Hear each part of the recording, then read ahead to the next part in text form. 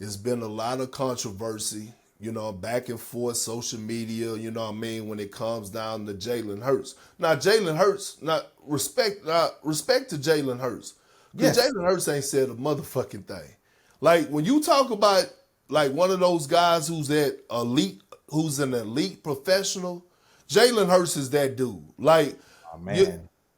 bro, he don't He, comment to yeah. criticism. He ain't getting in battles on social media. But people on social media and platforms are going at it with each other, right? Oh, it's a war. It's a war right now. So Cam Newton, by the way, Cam Newton, MVP Cam Newton, Love I Cam Newton. I believe probably maybe future Hall of Famer Cam Newton. Yeah, possibly. Yeah. Possibly. Okay. So Cam Newton, one of the greatest dual threat quarterbacks that we've probably seen. One of the, not Yeah. the greatest, but we probably put Cam Newton in top 10, right? Like top three, not top 10. No. Okay. All right. So he has his platform, Fourth and One, Yeah. great podcast. Love that show. And Cam's gonna bring that energy, right? But he's Yeah. authentic. He's gonna say what he wants and how he feel. There's no bullshit behind him, no hidden No. agenda. And he gave his top 10 list of top 10 quarterbacks in the NFL this season. Again, in parentheses, his list. Like, Yoda, when you put out your list, it's parentheses, your list. When Yeah. I put out my list, it's parentheses, my list. And he left Jalen Hurts out. And he explained why he left Jalen Hurts out. He explained because he got the wide receivers, A.J. Brown, because he got Saquon Barkley, well, ruffle feathers, right? Yeah. ESPN, those guys started talking about it. It's a And then war. it was a war. And then Gillie. Gillie chimed in, and now it's been back and forth. How you feel about this Oh, whole back and forth? I know how I feel. I'm gonna go after you, but I want to hear your side of it. so Jalen Hurts to me is the epitome of what a quarterback should be in the NFL, on and off the field. I feel like he just carries himself at an elite level. And that's what I love most about Jalen Hurts is that he walks and talks and plays and exudes the quarterback leadership role. And Yep. in this war, this exchange of words, he continues to epitomize leadership by not allowing it to infiltrate what he's trying to ultimately do is win a back-to-back Super Bowl. Right. Love Jalen Hurts. With Cam Newton has always been one of my favorite athletes and people because he has the credibility that you can't take away from him. And I love that. Because Cam Newton is one of the most ferocious football players to ever play the game. Oh, facts. He was one of the motherfuckers like real quick, not to cut you off, but when you talk about like quarterbacks when they take off and scramble, a lot of them run once they get the first down, they run out of bounds. A lot of them slide. It wasn't no sliding and running out of bounds with Cam. No. That No.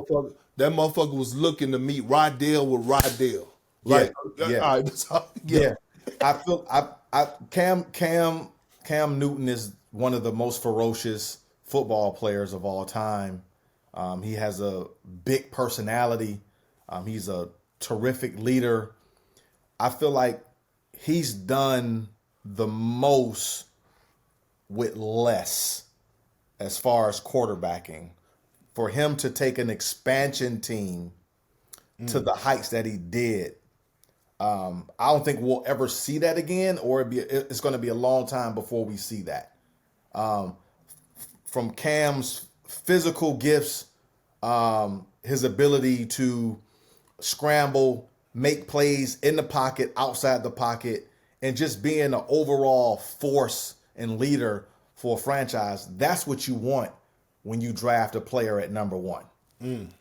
That's what you want. Cam Newton is what you want when you draft a player at number one. I agree. So here, let me defend Cam Newton really quick because I felt like people got lost at the message that he was painting. He was never trying to down Jalen Hurts. No, He I had, didn't get that either. But he made a statement talking about the entire quarterback position and how certain quarterbacks have to wear a cape every Sunday to win football games, and how certain quarterbacks don't have to wear a cape on Sunday to win football games.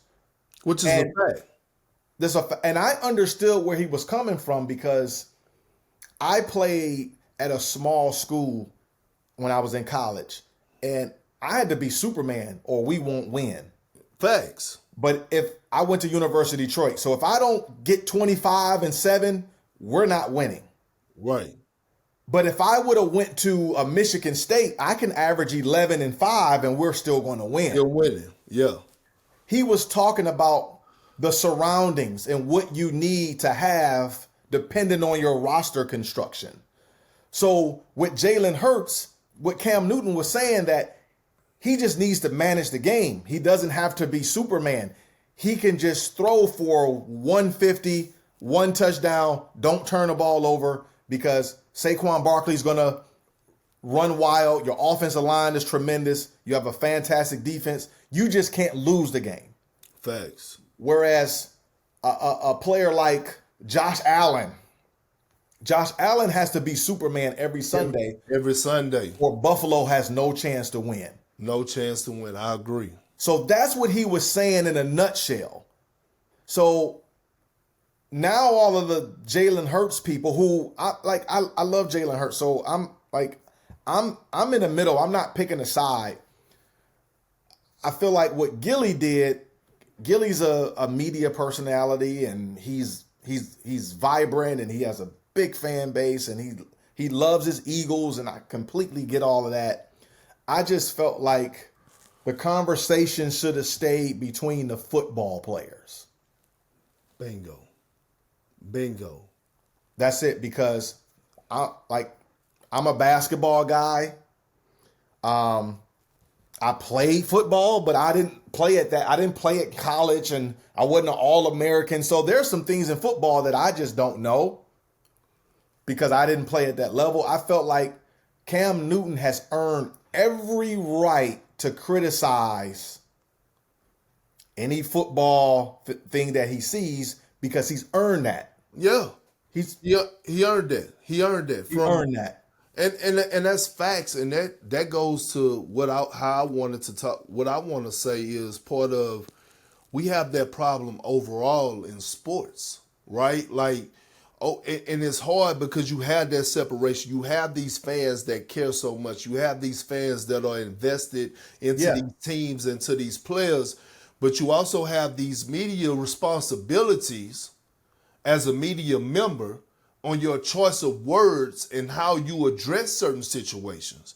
Now, when Gillie chimed in, it's certain things, like, and I'm not saying he said this, but it came off this way because a lot of media members do this. And when you start using the words like, and you have personal attacks, and you start using a word like clown and bum, that's where you lose me at. Like, no, bro. Like, once you build up a resume, once you did it at the highest level in high school, the highest level in college, the highest level as a professional, like, that shit goes out the window with me. Like, you could miss me with all those clowns and the bums and all this. Now, you could debate and argue all day, but it's a fucking level of disrespect. And some conversations, like some rooms and conversations, fans and certain media members are not invited in. And I'm sorry, it's just that way because you just don't know. So when you see certain players, or you may see a Ryan Clark and a Cam Newton going at it. Them football dudes. Hey, let them do, like that. Like, hey man, handle y'all business. I'm out of it. I'm listening to y'all go back and forth, and then all of a sudden, guess what? After they finish and they realize that some of the stuff they shouldn't have said was personal shots, you see RC come out with his video. Because one thing I can say about RC is that he's always go own up if he make a mistake.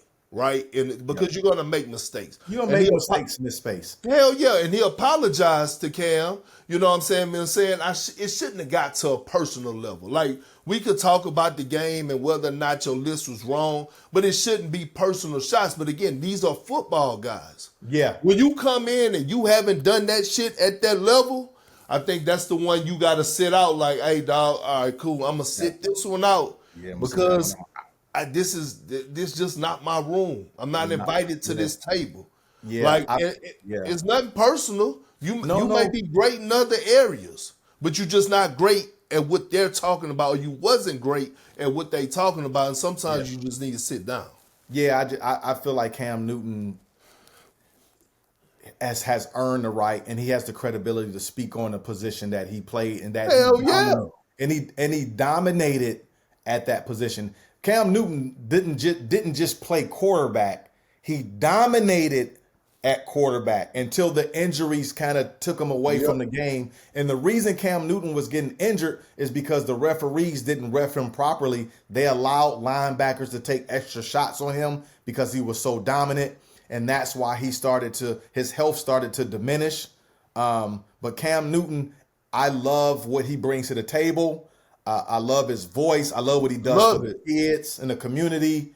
So Cam Newton, keep doing what you're doing. But Jalen Hurts, I love Jalen Hurts. I feel like the Philadelphia Eagles has a chance. I think they're going to go back to back if they can get past my Detroit Lions. I was just about to say that, and that's coming from a Lions fan. If the Philadelphia Eagles can get past my Detroit Lions, Jalen Hurts will win back to back Super Bowl MVPs. And I feel like Jalen Hurts is the right pilot for that airplane. I don't think that you can just plug and play any quarterback with the Philadelphia Eagles.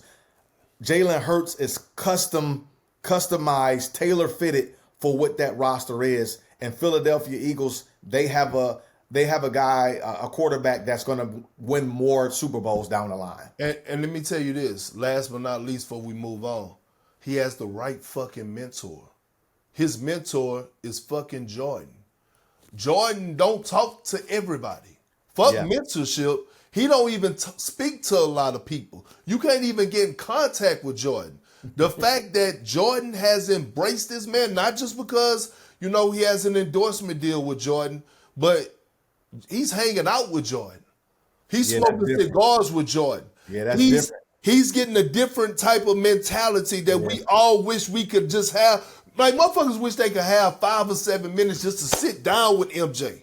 Yeah. Nah, dog, he's spending weeks with Jordan. Yeah, that's that man is on something different when it comes down to his mindset, winning, how he carries himself, the dog mentality. And shout out to him, Texas boy, Texas legend, right? What he done what he done over here at Channelview. Like, Channelview, he ran shit for years. Go look at his high school fucking career numbers. But, like, shout out to Jalen Hurts, man. Shout out to his family, the way that they handle things. Like, this is the epitome of what it looks like.